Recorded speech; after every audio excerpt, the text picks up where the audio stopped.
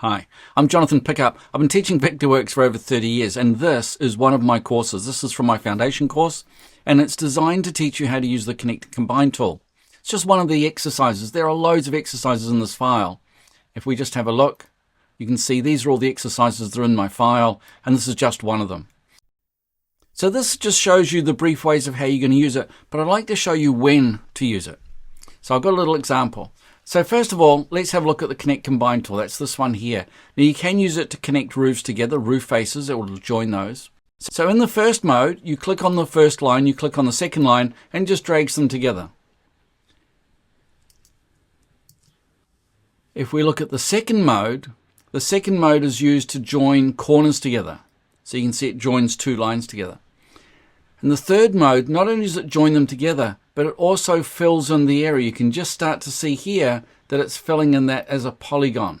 Now you can't join the last end because it's just a polygon. So that teaches you a little bit about how to use it, but not when. Let's have a look over here.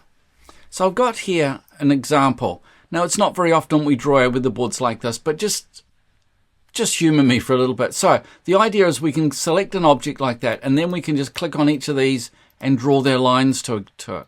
And then you'd start again. You'd start again by selecting something like that polygon or that rectangle. And then you can drag the lines to do that.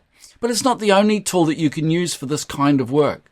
One of the things that I often do is to use the trim tool as well. So for example, if you've got lines that go too far, maybe the answer isn't to use the Connect Combine tool, or maybe even this one here where you can just click and it'll take away the line to the nearest point.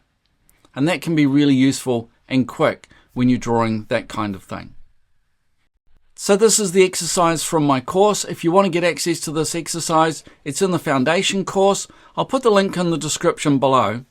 But this is just the foundation course. If you want to become a member of my community, you can do this 7 days free trial. You can do this exercise for free. Hey, thanks for watching. I'll catch you later.